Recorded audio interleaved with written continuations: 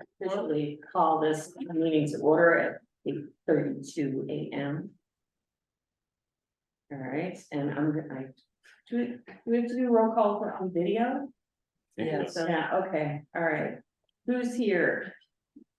Here, Marie Foley, Okay, Beth Williams, Steve Farrell. Mike Lawson. Kate Anderson. and Jen Schineman, which gives us a quorum. and joining And and video. oh, and we have Dawn Reinhardt. and guest. Don Reinhardt. There you go. Hi, Dawn. Thanks for joining us. And we have Mimi, we have Mary. Carla. Classes. I saw. Hi Jen, how are you? Hi, morning. Nice to see you. Oh, you don't miss a beat, do you? All right. Does anybody need a copy of either the April or the other minutes? July. Sorry? July, yeah. You guys are all set? Okay. All right, well, that is actually the first item on our agenda. Did anyone have any changes to either the July or the April minutes? I move to approve the July and April minutes. Okay, do we have a second? Second. All right, I guess we'll have to do this verbally. Marie, do you vote in favor or against the minutes? I need to. I don't know what to say, abstain, I wasn't here for either. Okay. Beth? I vote to approve April, but abstain from July when I was not here.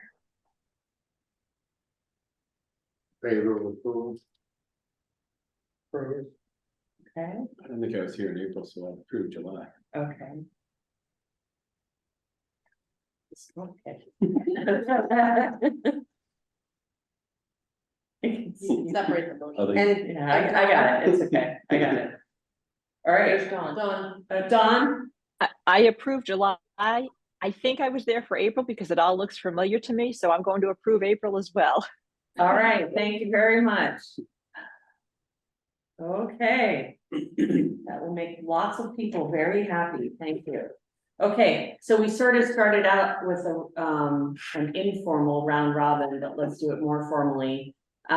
Just a sort of quick pulse on how the businesses are doing. I'll start with Cato, because I think Marie probably has the most to say about it, so.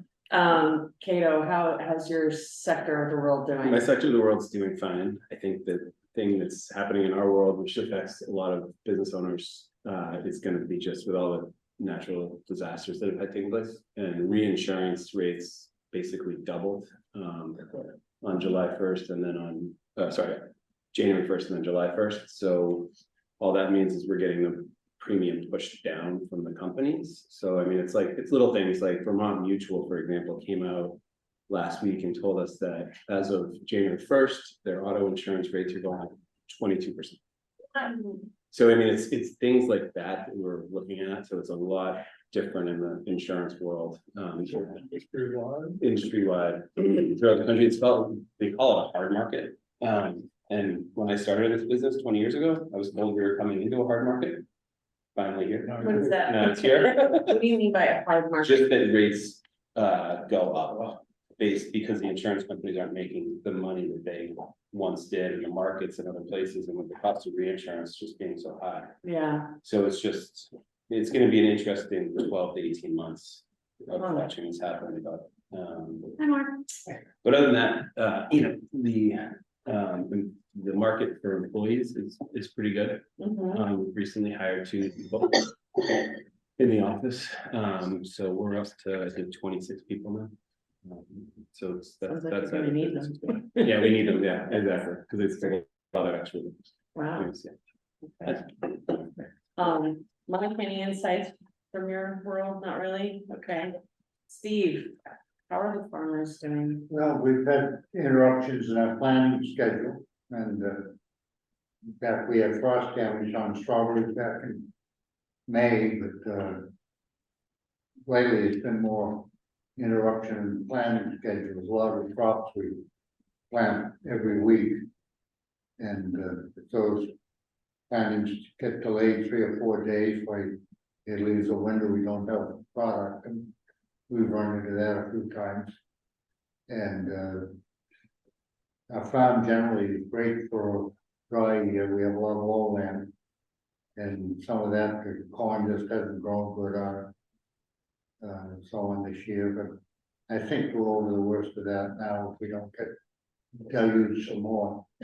The customer traffic seems to be up, but the average sales seems to be down, so. We're struggling a little bit there. And, some of the expenses that you don't think about right away, if you look at them, I was surprised for the first half of the year, credit card fees were up $21,000. And is that because people are using credit cards more, or the No. actual fees have gone up? That's an increase in the rates. They've increased the per transaction rate and the percentage rate also. And we've been working with the Mass Retailers Association to get a different program in. We've gone through our POS computer group. They said they could change it right away to match a different system. They tried to do it and then they couldn't, and that's dragging on. I think it's gonna get done, but all these things are costly part of that process. Yeah, wow, ouch. And are you finding that's consistent with the other farms in the area too? Yeah, I think so. I don't know how many of them are affected as much of the credit card business, or if they have Mhm. the same common companies to start with too. Seems like Because all nobody these- uses cash anymore. Well, all these cash back deals that companies give, the companies don't pay for that, we do. Yeah, Right. And I don't think people realize that. Well, the credit card processing is up with everyone. And now these POS systems are starting to require, which is through mass retail too, trying to change it. They're requiring that you go with their credit card processing, or it's a $400 fee a month. Most of them are charging. So you can't pick an independent credit card processor, which may have a lower rate, because it costs you too much in the long run.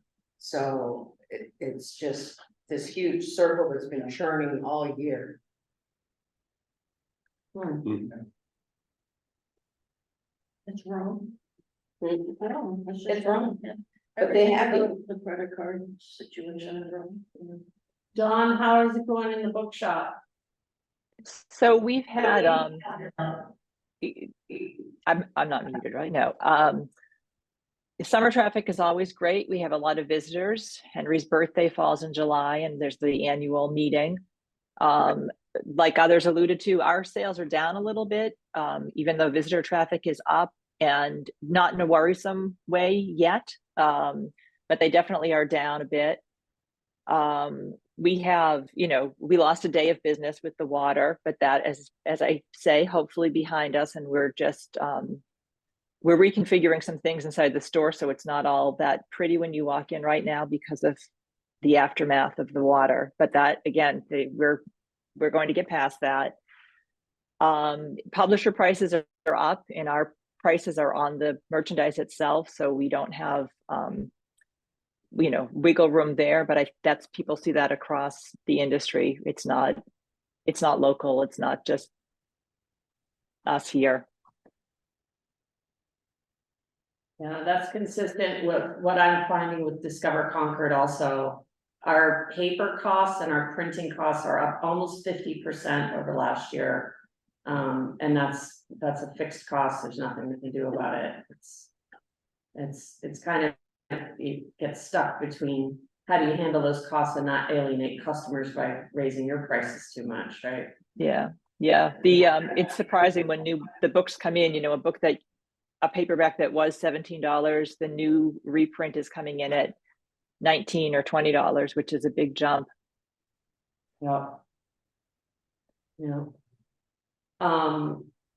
Beth, I know you're sort of the cross section between businesses and tourism, but what are you seeing?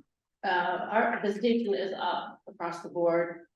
This summer has seen a huge influx of international, which is really nice to see. Because international travelers stay longer, spend more, they're less price sensitive overall.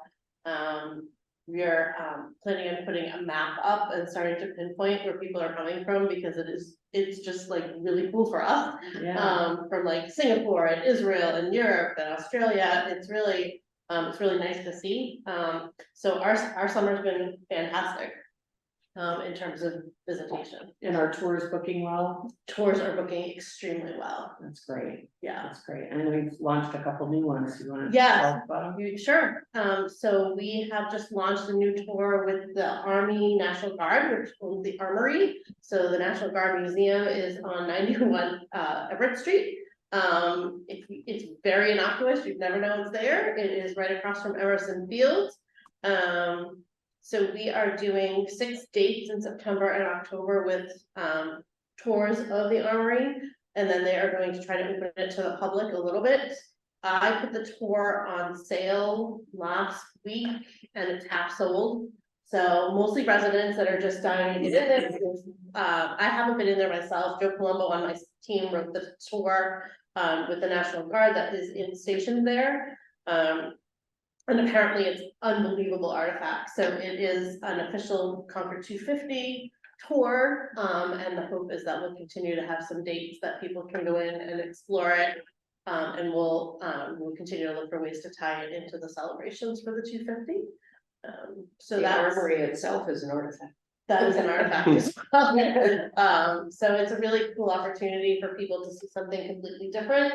It definitely taps a newish audience for us, like a real focus on military history, which is really nice. And in September, we are launching a combination ticket for the first time in many years. I know there's been some attraction combo tickets, but the Concord Museum and the town are partnering on a joint ticket. So you'll be able to go to Concord Museum and then take our daily 1 o'clock tour for one price. And that's just a really exciting opportunity for us to try. It mimics sort of the Go Boston, Chicago, a lot of them have it. It is tricky for a lot of organizations to figure out, especially ones that have a timed entry. So we started with the 2 of us that really, our tour runs 7 days a week, museums open 6 days a week. So we started with sort of the low hanging fruit. And it's about a 20–25% discount off of buying them both, you know, so it's a decent price point. And we will market it as a pilot program starting in September. And we'll run it September, October through Thanksgiving, which is when the museum turns over to holiday trees, family trees. So that's great, and it's the idea to potentially expand that. Yeah, we wanna try it, so we're trying it with the software that I have. And the museum is gonna try to incorporate theirs, and then once we figure it out, if it works this fall, we'll go to all the attractions and see. If we wanna do a Greater Concord attraction ticket, and how we figure that out, so. Very cool. I'm excited to try it and see if, you know, visitors seem to want that. It saves them having to buy into the different places. It definitely takes some coordination. You know, what does the ticket look like? Like, there's lots of details like that to work out, and the finances, of course, but I think it's a really neat product to try. And then in October, we are launching a thorough tour. So the Barnstable Land Trust is a partner with us. It is their 40th anniversary, and they are doing a readathon of Cape Cod on the Cape on Indigenous Peoples Weekend.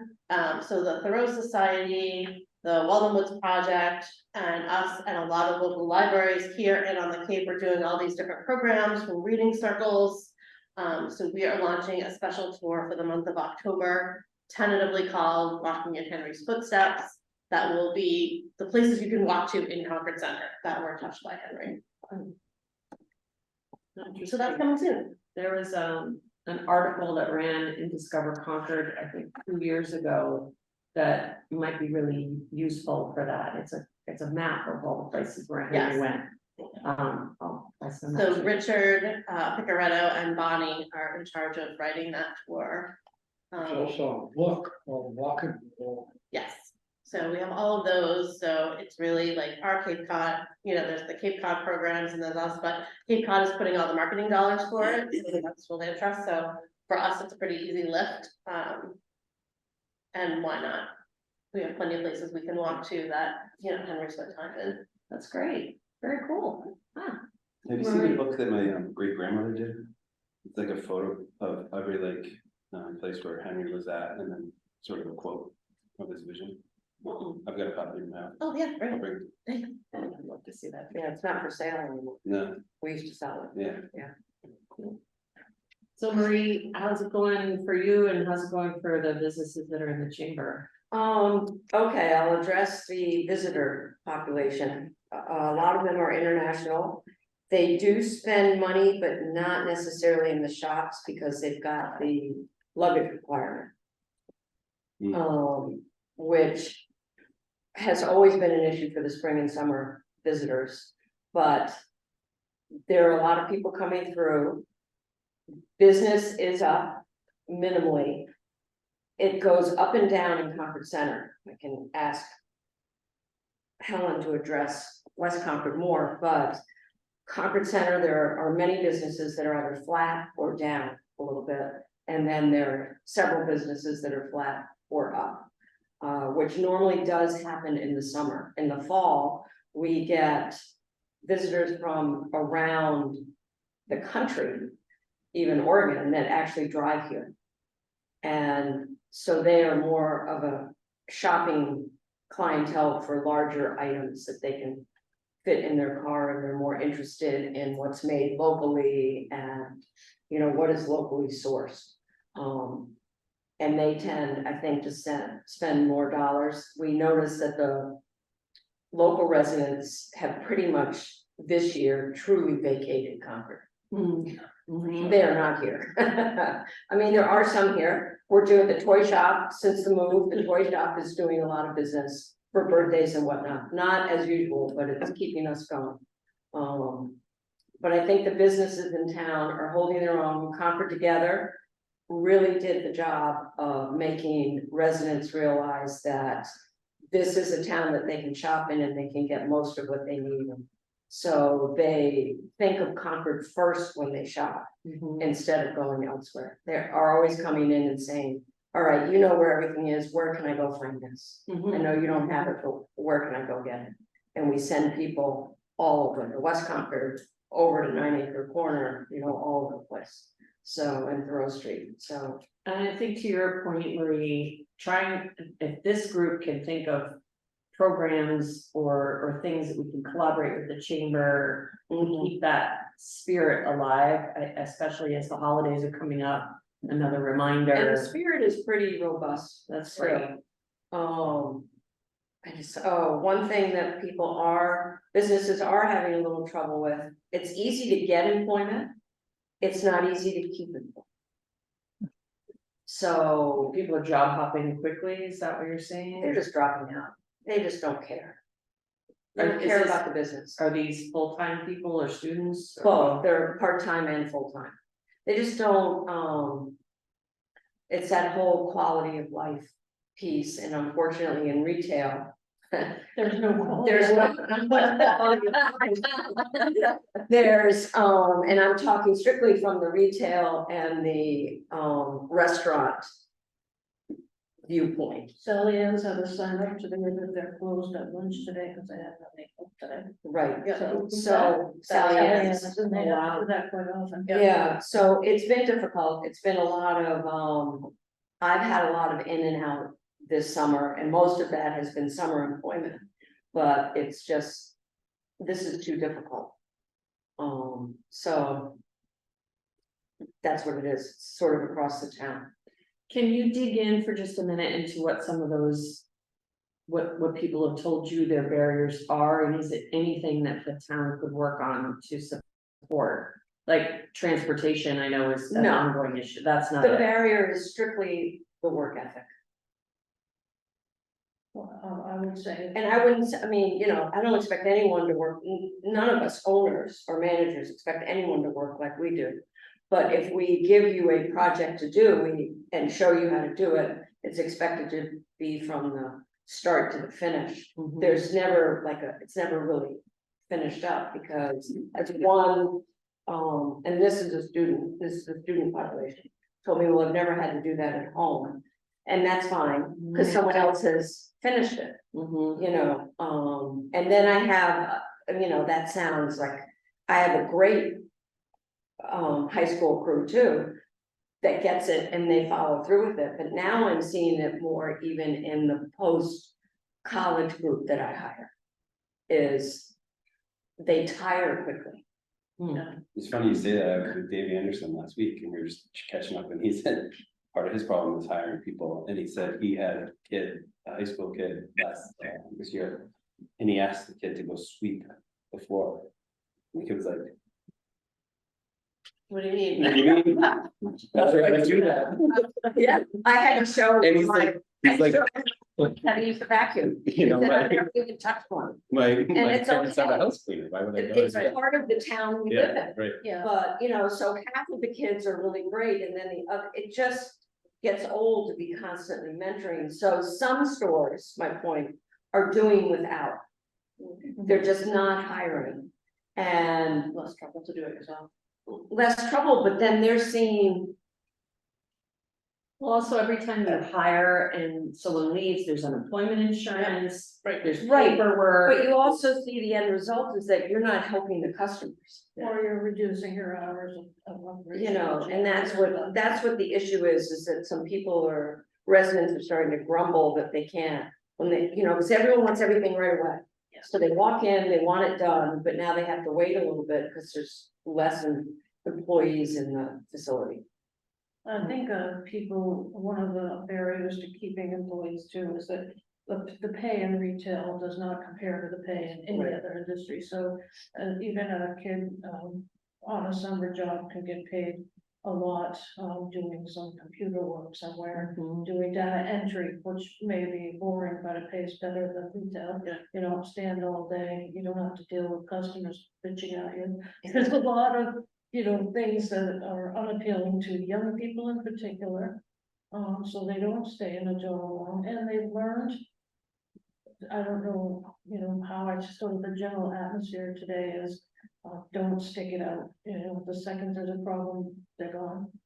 So there's not a lot, of ways to retain young people. Sounds like we should invite someone from the school board to one of these meetings.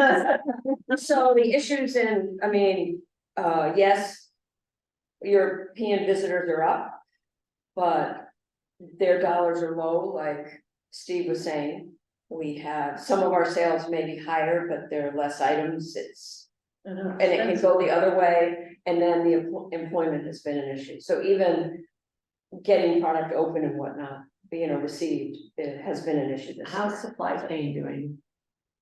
It's taking longer, but I think most of us have adjusted to the fact that. When you order something, you don't get it the next week, it takes you 3 to 4 weeks to get it. The Colonial Inn has also been really struggling with staff. And another impact for a business like hotels is that those staff need to be constantly trained about the town they're working in, because they're pulling in people from all over. So we have visitors staying at the inn, wandering downtown, not knowing where to go. I've had people tell me the craziest things that someone at the inn told them, or they don't know where to go. So I'm having to go in there constantly and try to meet the new staff of the week, and this is where you should send people for food or shopping, or so that's sort of a unseen implication of the employment process. Is it doesn't benefit the town as a whole, because those people are just. And I hate to complain about it, but it's just, I think as the season moves on, it will become more critical. Okay, so that's an opportunity, right? We know fall's coming very quickly. We can maybe proactively get more materials to key places that do tend to be directing people. So that's, just trying to find a silver lining. I see Mimi out there taking notes, that's an opportunity to be supporting businesses if we can think of a few. I don't know, materials or Wayfinder, something or other to help people figure out where to go, so. Okay, hi Helen, I know you're a member of the public, but would it be okay if we ask Helen to comment on how things are in West Concord? Yeah, sure, it's okay with me. I think probably similar to Concord, one thing different is this road construction that started with a bang and then completely stopped. So our roads are paved a little, but they're below the drains. So when it rained the other day in front of my shop on the lake, people had to go around it. They had to, it was pretty much one way. They did this paving pretty quickly and we're all very optimistic that it was gonna go well. Came to a dead stop. There's been nothing done to the sidewalks. This is not gonna go well for any of us.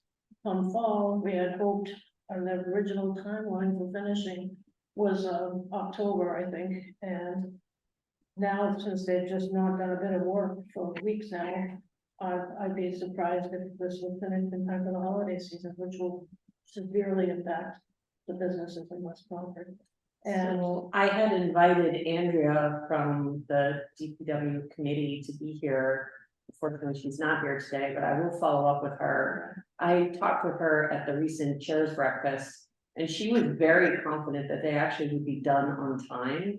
yeah, And well, they're having on time is very fluid with those people. yeah, You know? well, that's why I really wanted her to be here today, because I wanted to have a conversation about Discover West Concord Day. And I'll, we'll follow up, together with Mimi, to just create a sort of, crisis management plan, if you will, so that we can make sure that Discover West Concord Day can happen. All right, That would be that's great. great. Yeah. I guess the other, thing I will mention is we have a lot of new businesses in West Concord. Like Doe and Fawn and, Clay Art and Concepts. Love and, Day, the tavern. Yeah. Puck. Puck and Abby. Abby. So a lot of, most of the retail businesses, I think that, the West Village Tavern's doing well, they seem to be always busy, but. Although I don't think people realize they're open as late as they are, Maybe. because yeah. I've eaten there many times where they seem to be wrapping up around 9:30, but they're open until I think 11. So Yeah, that could be. word needs to get out Right, that they're the only game in town after 9. But these are just all retailers who are very new, have all said, if I had known the roads were gonna happen, I would not have opened, I would not have gone into business in West Concord. That's a real negative feeling that they're having about being in business. And, when you're brand new and small, you don't have a lot of working capital. Most people unfortunately start with not enough working capital to begin with. If they listened to their advisors, it wouldn't open without some, backup money.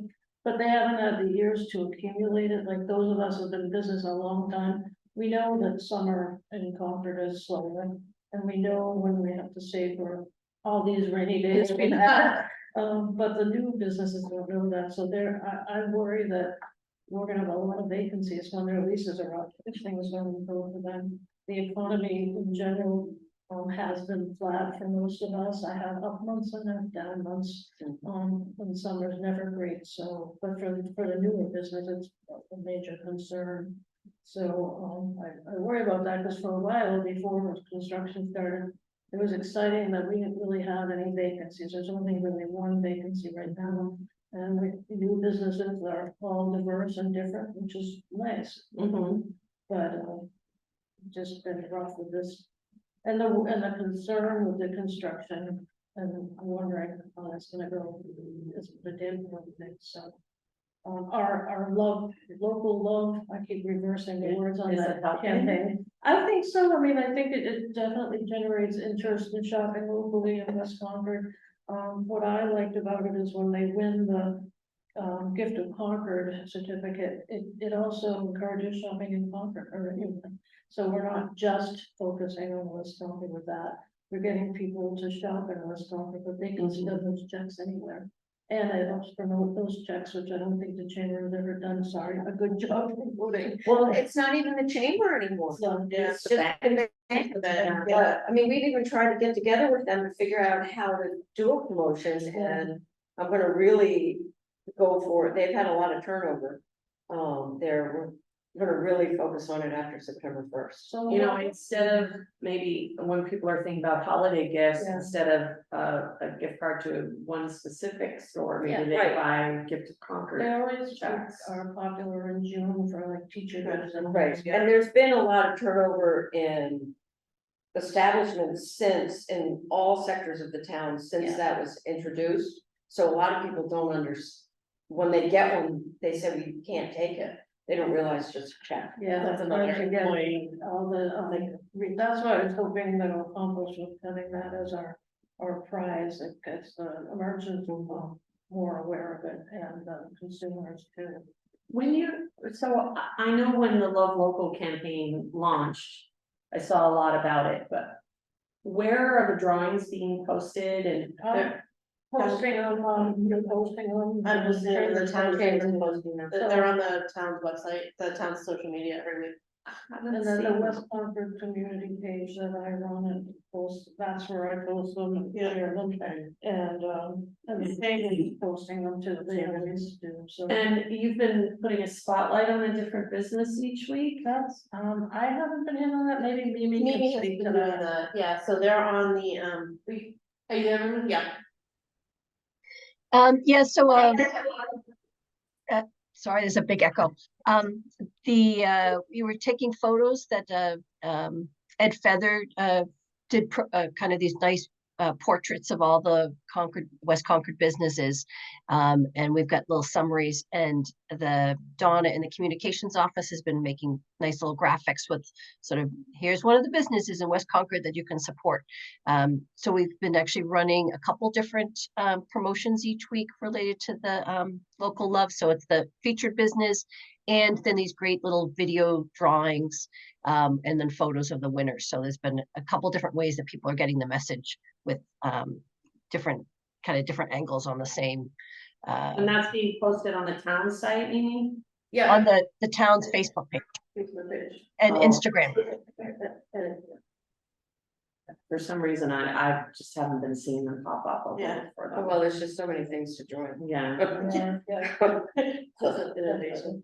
well, I'm glad to hear that it's helping. I think it is, it definitely doesn't hurt, and I think getting all those checks out there for people to spend will help too. That's two every week. Yeah. So that's gonna be a lot of those out there circulating and people spending money locally, hopefully for the holidays or before. Now, at one point in one of the meetings, I don't remember whose it was, we had a couple of folks saying that they wanted to donate things for the grand prize. Is that still? We don't need to do that because we have had, the guy whose name I forget, donate a bunch of gift certificates. So for the grand prize, we can do a runner-up and a grand prize winner. And instead of that being just a $50 one for the grand prize, we'll have a 75 for that, or yeah, 75, they'll get 3 of the 25. Yeah. And then the runner-up will get 2 $50 ones. The only reason I didn't really jump at all the donations from other merchants is, for one, I'm the one that has to go around and collect them. The owners are never there, the person you ask doesn't know anything about it, I don't have time for that. And then, we've also hit up the merchants constantly for donations for Rotary and for. I think these were more people who were intending to buy things from merchants and then donate them as a gift.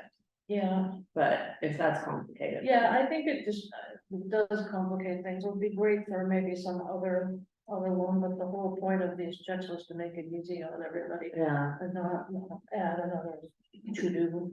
well, maybe if the strains on the businesses are continuing, we could do a different type of thing for the holidays. Yeah. Yeah. Mimi, I see your hands up. I just want to recognize that the generous benefactor was Mike, our fellow committee Oh, hey. Oh, okay. member who donated a number of gift certificates of the There it gift is. Concord gift certificates that are part of the campaign. So thank you very much. Thank you. Okay, all right, well, okay, thank you very much for that update. That was really important and useful. Hey, John, Yes, on the West Concord construction, isn't this something we can bring to either Megan or Carrie's sort of desk and sort of make this a priority? so we did address it at the chair's breakfast, and I spoke directly with the DPW committee head. And yes, I mean, Mimi's here and she will bring that up as well, and that's why she's attending here, but yeah, it has to be a priority getting that done. Is anyone communicating with the businesses as to why the construction has stopped? Is it the weather? I'm sure weather is partially it, you hear rumors, I have no idea what's true. Someone said the granite for the curving was taking time to come in, but someone else said everything is in, so I don't know. There's supposed to be a website we can check for updates, but it's not really very updated. Is that the town website? Yeah, it doesn't really say a lot about when things are gonna start up again. Looking at the schedule, it looks like the phase that they're in right now is the sidewalks, and that's got a 40-day window to do that.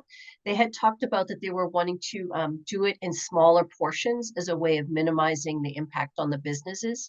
And I think that they do need to make sure that there's not going to be rain, because that does affect the surface of the concrete and the curing time. So I can call and get more details. I know that they were supposed to regularly be going around and doing door-to-door information, passing on to the merchants. So I'll check with the engineering department and see if they can do another round just to talk to people one-on-one, especially since it might be affecting individual businesses over the next couple of weeks. Thank you, Amy, that would be great. Okay, yeah, good point, Mark. We need to do everything we can to help this along. Okay, Beth, did you have any other updates from the town? I know we reviewed the tourism stuff, but any updates on Rev 250 or anything like that? So Rev 250, the marketing committee meets today. Our biggest task is the swag. That we're working on coming up with a plan for, and I know you guys are working for a retail plan. We need to submit everything to finance for Rev 250 on how many t-shirts we're gonna buy and how much it's gonna cost, so I'm working on that plan for Diane this afternoon. And our podcast is amazing. I can't share it for true swore me to secrecy, but the first 4 are recorded and will launch in the fall. In September, and we've been working really closely with MMTV to do a lot of the recording and the interviews. So we're really proud of this project that we just sort of pulled out of thin air, and with the help of Freedom's Way, it's really going to shine a nice light on a bunch of different stories. So that's in progress for 250,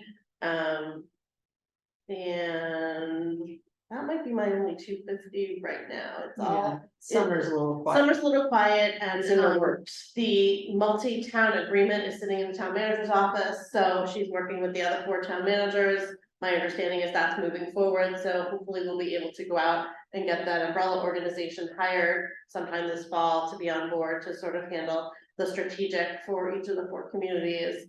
And obviously continuing to push for funding for a shuttle. Anybody who's sitting on $2.6 million, let me know. So we've hit up, so myself and Lexington have sort of been taking the brunt of going to all these meetings with the state and the Mass Office of Travel and Tourism, and, you know, trying to find any pockets. You know, our approach now is how many different places can we apply for, you know, $500,000.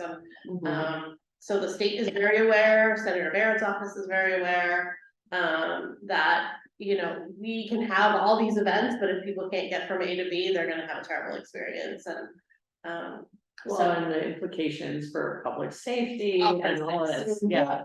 there's Yeah, what headline would we like to see on USA Today the day after Patriots Day? well, if you look at the feedback from the prior celebrations, it did not reflect positively on the town of Concord. Yeah, The congestion and the traffic and the public safety. I've already implications. paid to have someone come in, and she's coming in 2 weeks from Ohio to give me a floor plan that will work for that for a 6-month period, so people can get into the store and get out, and because right now it's too congested.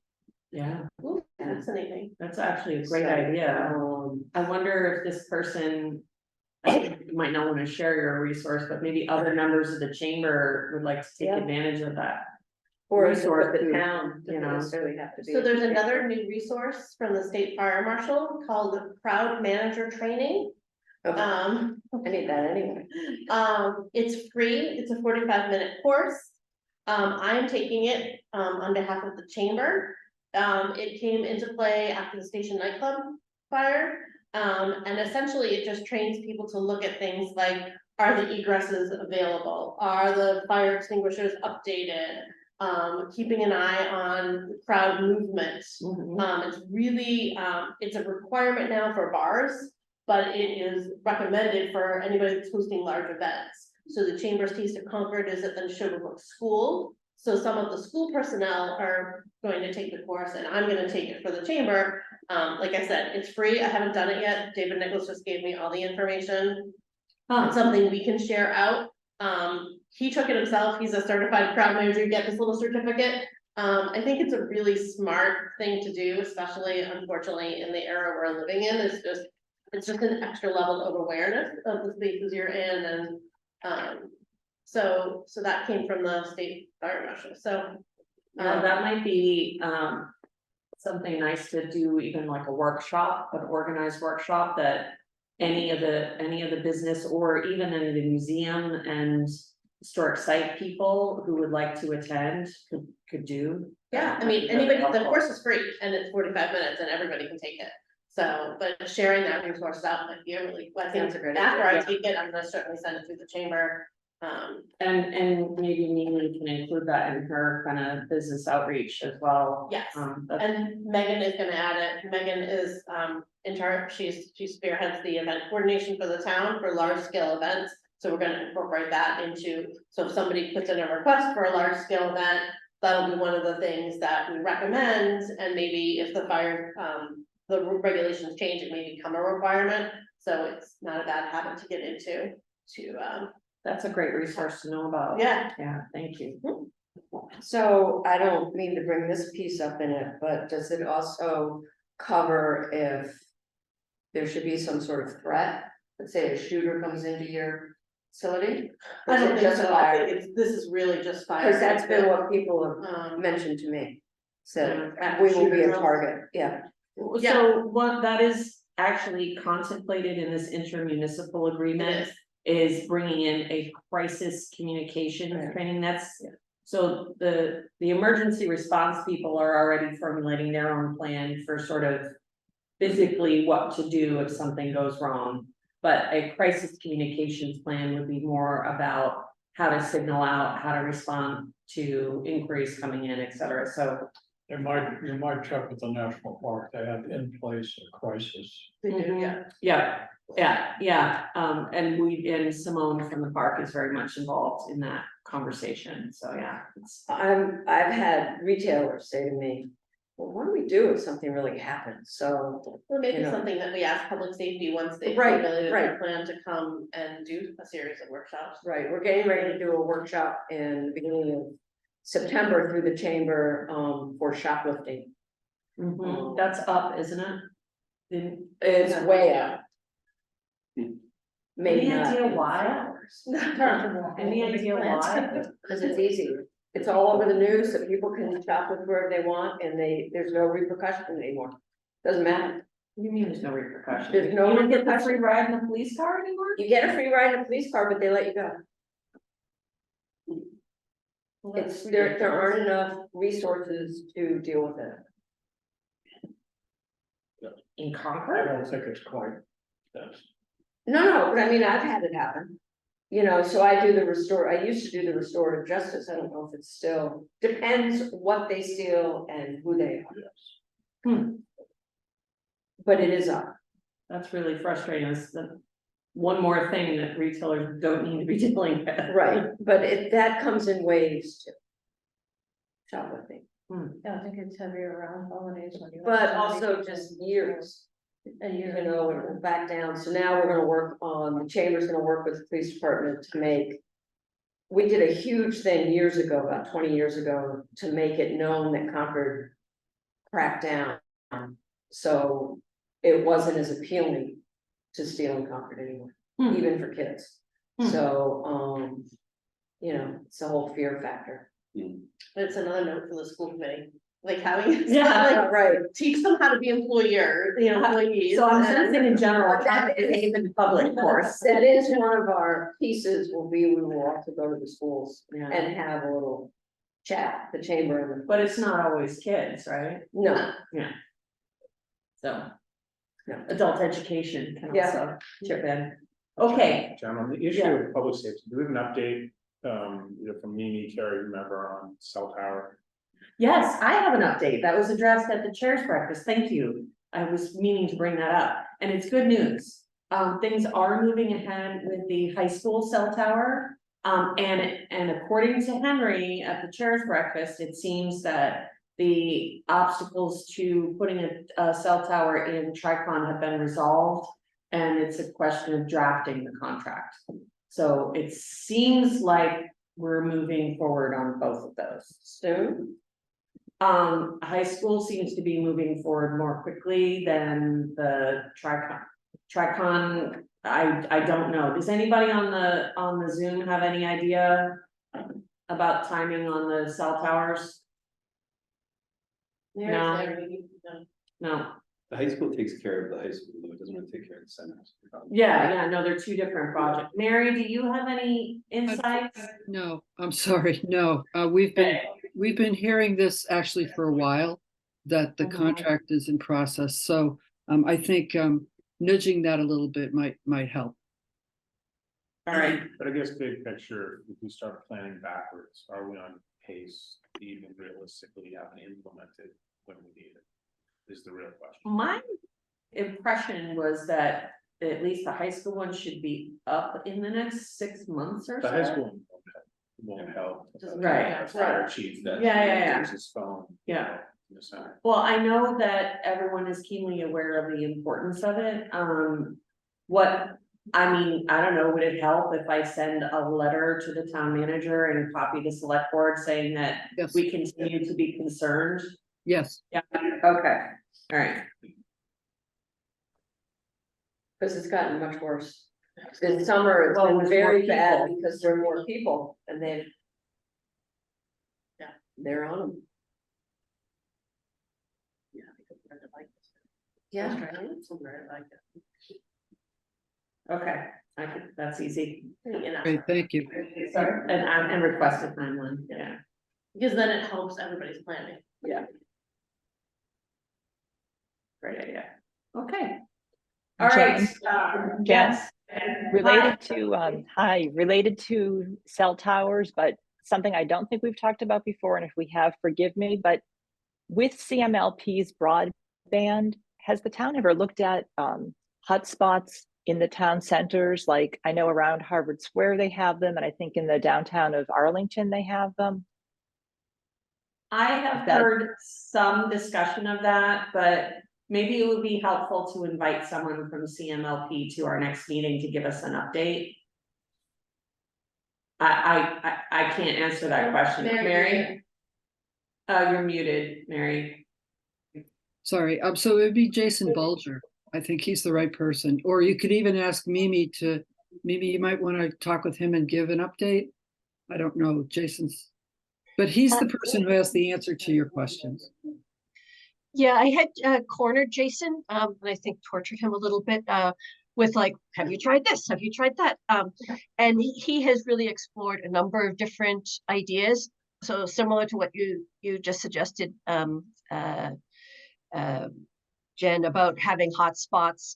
He'd also looked at working with Verizon of having sort of like what they would do in emergency preparedness of bringing a large trailer out that would, kind of do the whole area, and kind of none of those were kind of successful approaches. He felt like that was going to move our way.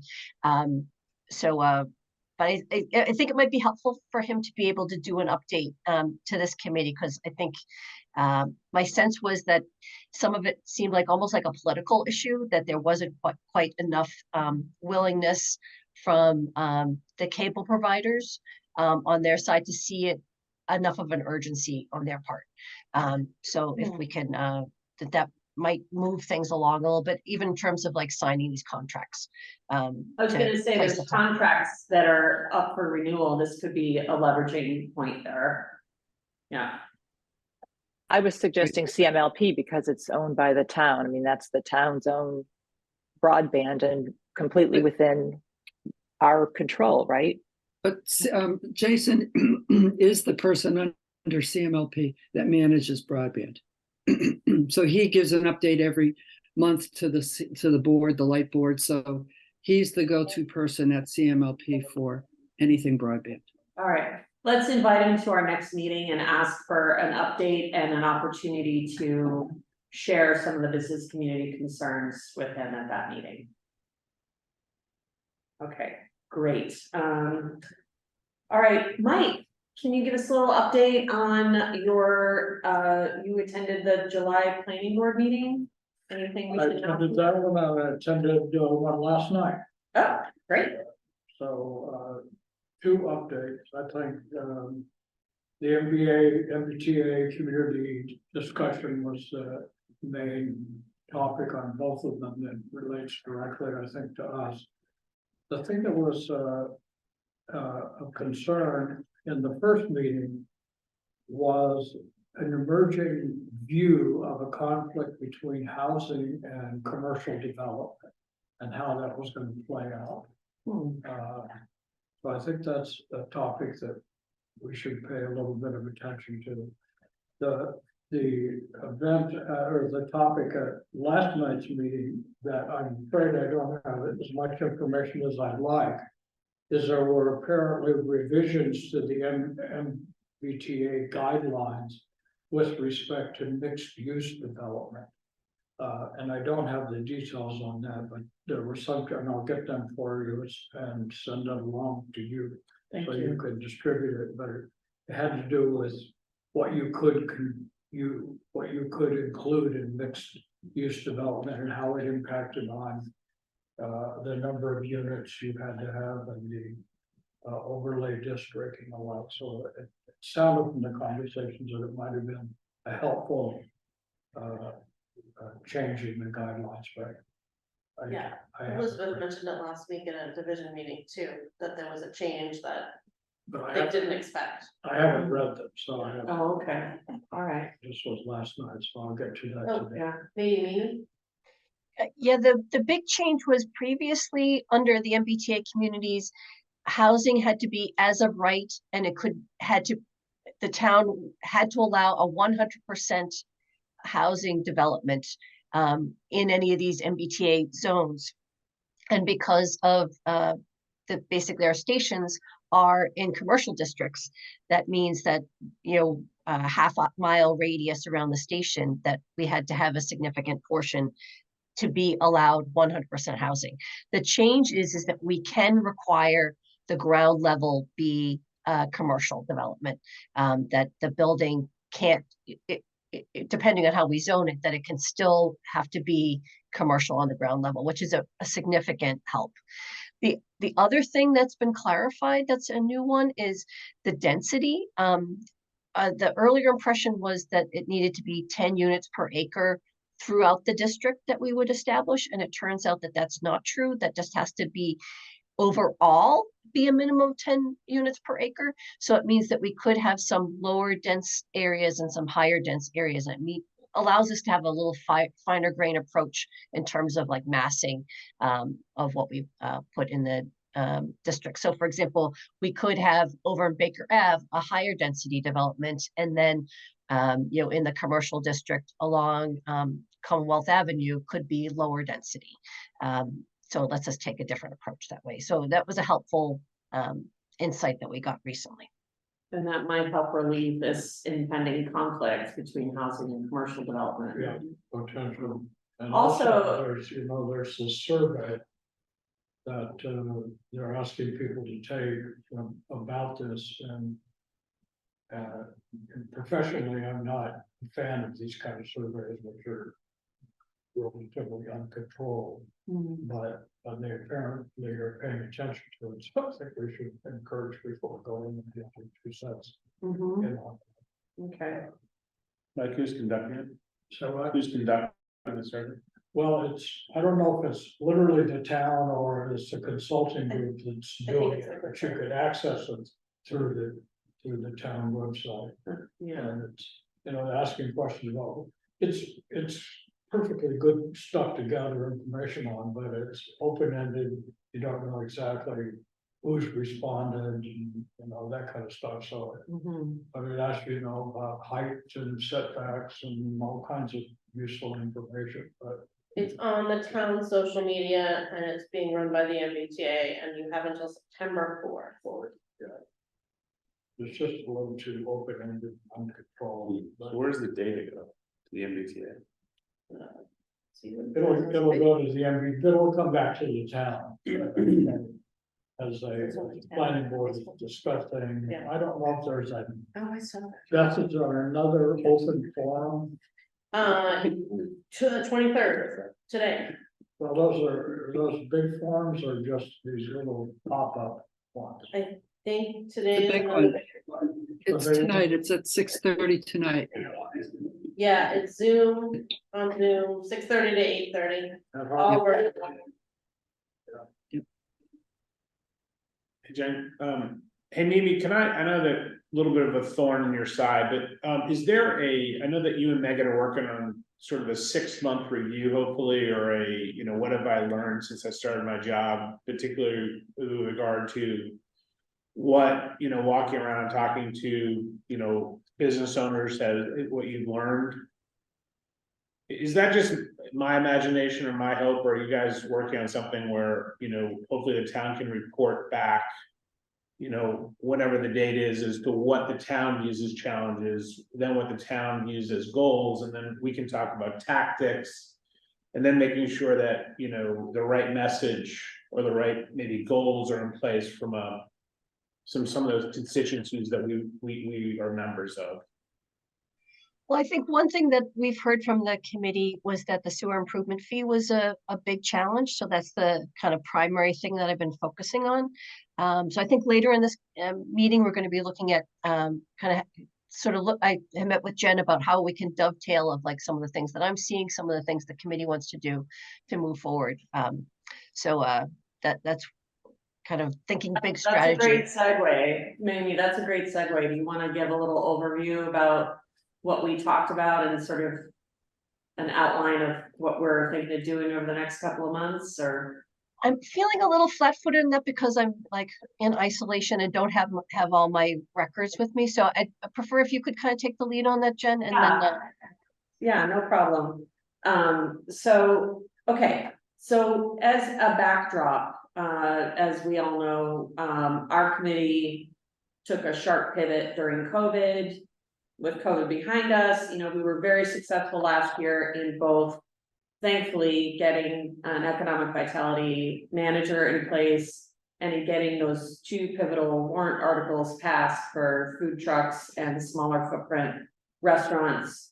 And now moving forward, I think the time has come for this committee to actually put together a strategic plan of what we want to accomplish in the next 2 to 3 years. I feel like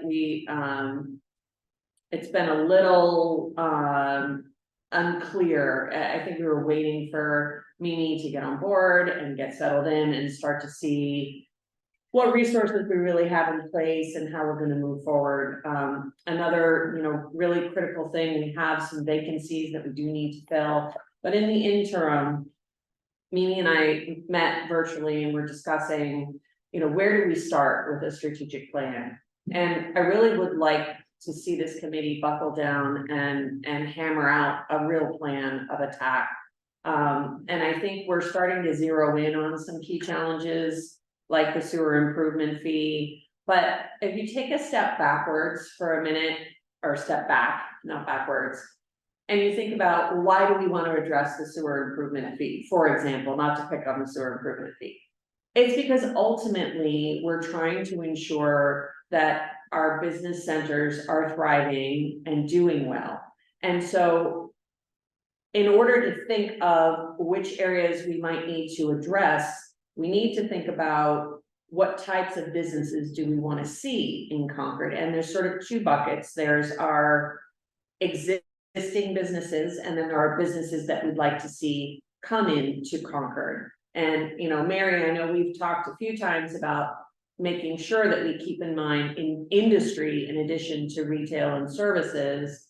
And so Mimi and I started talking about recruitment tools for how do we attract these businesses here, but even starts another step back, which is Mimi did a great job of looking at the sort of overlay of our town and identifying even how much retail or commercial space do we have available? That's the first step. And then, you know, maybe creating a short list of the types of businesses we'd like to see here and start creating active outreach, creating relationships with those businesses and with the property owners of prospective matches, so that as vacancies are coming up, we've got some ideas already that might shorten that vacancy period and start to see that mix come in the way we like to proactively shape it. And so kind of a first step, Mimi, correct me if I'm not summarizing our conversation the right way, but we thought, let's start with sort of the types of buckets that we'd like to see in Concord, identify those categories, and then start looking at what are the obstacles or hindrances to optimizing those businesses. So, for example, Mimi, there was, it's escaping me now. There was oh, I remember what it was. It was looking at, for example, tiny housing, or what was your idea there around? There was, an area where there's just an absence in the bylaws of how to classify. Can you elaborate on that? So I think there's a couple things that is kind of maybe getting mixed up a little bit. One, to think a little bit about our retail districts and what are some of the business gaps that we're seeing that we're either have needs that the customers have that we're not able to currently meet with our current business mix, and for us to think about what are some of the retailers or restaurants that we'd want to recruit, and then sort of think a little bit about both, like Jen said, building relationships with the property owners so that we can almost like tee up moving forward, so that when there's an opening, we already have the existing relationship. So for example, Chang'an is one where that space is sitting empty. Can we identify what would be the ideal business to go in there? And it'll be great if in the future, we already have that list in our head so that by the time a business goes out, there's another one already kind of looking to move in. Is another way to think a little bit about what are some of the policy impediments for businesses, economic vitality. So I'm seeing two impediments that we have right now. In Concord Center, there's a lot of office uses on the ground level. So for example, you know, a lot of real estate agencies on the ground levels. So part of why the neighborhood isn't quite as active as it could be, I think of Porfiorella's, I think, is the only place that's open after 7 o'clock in Concord Center, and maybe Camellas. So that's not actually good for the restaurant to have it so quiet. And so when the office uses have very limited foot traffic, that can be an impediment. West Concord, there's a regulation in Concord zoning right now that prohibits office uses on the ground level, but that prohibition does not extend to Concord Center or to Thoreau Depot. And there might be reasons why, but that's one thing I kind of want to bring up to this committee, is to understand a little bit of like, maybe we want to look at that. The only way to stop an office use coming into Concord Center is if it's a formula business. So if it's a formula real estate agency, you know, that's got multiple offices, that is already, we've already hit the threshold of formula businesses, so it wouldn't allow that business to come in. But if it's another office use, you know, if it's an independent real estate agent, that can come in. The other one is a little bit looking at what are some of the, I know folks are saying that we want to have more accommodations available in Concord. You know, and building in a hotel is going to be a long-term process. But when we want to think about some other alternative housing types or accommodation types. So right now, Concord only has their way of allowing just Airbnbs is like this thing. There's a kind of a wonky use in there, which is like vacation housing. Maybe we want to think a little bit about allowing, you know, tiny houses or miniature accommodations. So folks maybe know about that firm called, what's it called, Getaway, which is these kind of small houses that are, it's like living off the grid, and it's sort of a way of like getting away from it all, but you don't have to drive that far into Boston. It was developed by a group of design students. and it kind of fits with, we could think of like other uses or business industries that would dovetail with Concord's identity. So one thing I've been looking at is, could we think about like branding Concord as like the greenest town in America? Because we already have a lot of green industries here, whether it's trashology or plug power. As part of my business inventory, I'm finding that there's all these green software companies here. From talking to some of the property owners, some of their big selling points are that Concord is carbon free with the electricity, that we've got broadband access. So there's like some unique selling points for the town. Are there some other kind of low hanging fruit ones that might kick in? So for example, Concord has got great biking infrastructure. It's got awesome outdoor spaces. It's incredible historical and kind of natural resources. Maybe we want to leverage that of like place for creative getaways. So it's sort of like artist retreat spaces. Right now, there's not a zone, basically zoning, if it doesn't exist in the zoning code, it's not possible to open in Concord. So maybe we want to look at the chart of uses and what are some of the businesses that we see would do well here and make sure that they are represented in the chart. So sorry, that was a long answer to the question. That was great. So I guess my question is, one of the, and again, this should just be my understanding, one of the core functions of the economic vitality manager was to be sort of a concierge liaison in making it easier to come to Concord, understanding the bylaws. Concord's perceived, unfortunately, as expensive, time consuming, and a lot of conversations I've had with retailers and restaurateurs have, if I knew it was this difficult to come to Concord, I wouldn't have come. Yeah. So I think it's fantastic that we're trying to pick and choose who we want. I think that's artificially, I don't think it's a capitalist concept, but it's a Concordian concept, and that is we think we know the history of Concord and we want to design the history of the future of Concord, which is fine. But my concern is, what are we doing to make it easier to come to Concord so it's more efficient from a time perspective, more economically efficient, so you're not getting hung up in the building department or the Board of Health. So again, Jen, I don't mean to derail this, or I think my level of inquiry is even further. I'm at 50,000 feet saying the core function of this job was to make it easier to come to Concord. How are we doing on that? As opposed to trying to pick and choose who we think should come to Concord in the future. Well, I think the two are very intimately But if we related. don't solve the higher level, making it easier, we're going to invite people to come and then not have the process to help them. So we need to have the process in place before bringing them is going to be effective. But Mike, we just went through several obstacles that are there and talked about how we need to address them. The only way to address some of these things is by preparing, identifying where, for example, Mimi just said, there's a whole category of businesses that literally cannot come here because there's no way to classify them. One really good example of that is Walden Campers. It is a company that was created in Concord, and the idea was they were building these camper vans that you could lease and take out into nature and enjoy nature. And they came to the Concord Planning Board and they wanted it to be here. That's why it's called Walden Campers. It was born here. And we're literally told there's no way to classify you. So the answer is no. And now they're in Woburn. So that's a classic example of exactly what you're saying. And so in that case, what needs to be done? we have to change the bylaw, which is exactly what Mimi just said.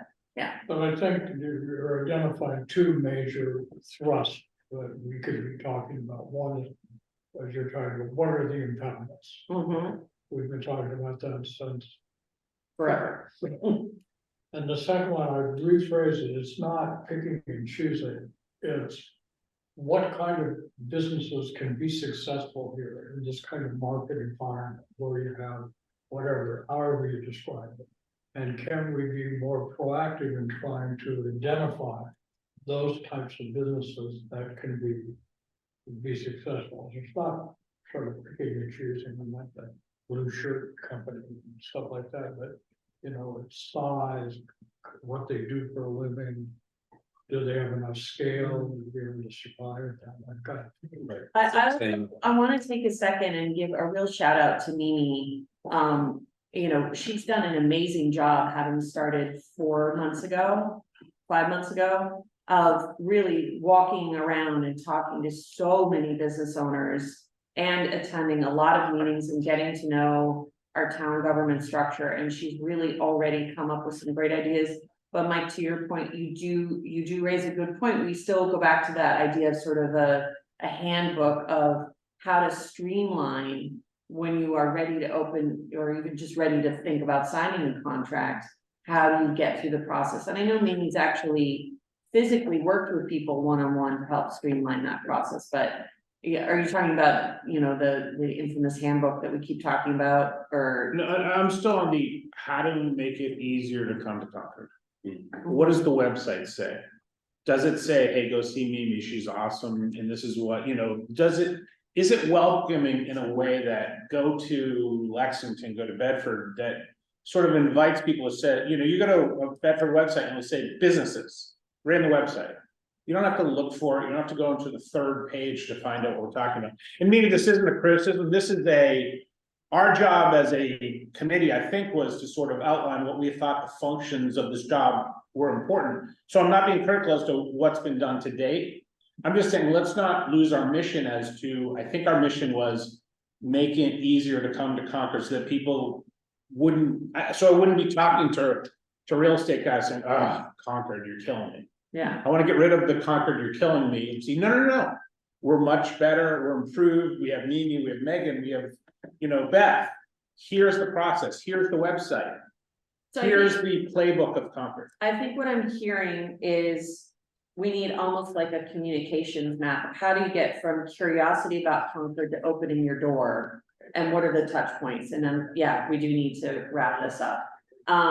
So Mark, just to let you know, on my list of things to do is a whole section on the town website that's kind of I've been looking at gathering models, gathering the resources that are in the town of like various grant programs. So that's on my list of things to do. I just haven't gotten to it yet, but it's a big You're part of my doing an compiling. amazing job. You're really doing an outstanding job, and I think we're already starting to see results. So this is just part of the thinking about what's next. So guys, I think we're gonna have to wrap it up for today. I think that, to Mark's point, if we get the handbook piece done, what you said, beginning to end, then you can zero in on the types of businesses we need to fill into the sector. Okay, we need to actually adjourn the meeting. Just a second. Can I have a motion to adjourn the I meeting? will be adjourned. Okay. I seconded. I don't know if you knew I was here the whole time, but Hi, Nancy, good to see you.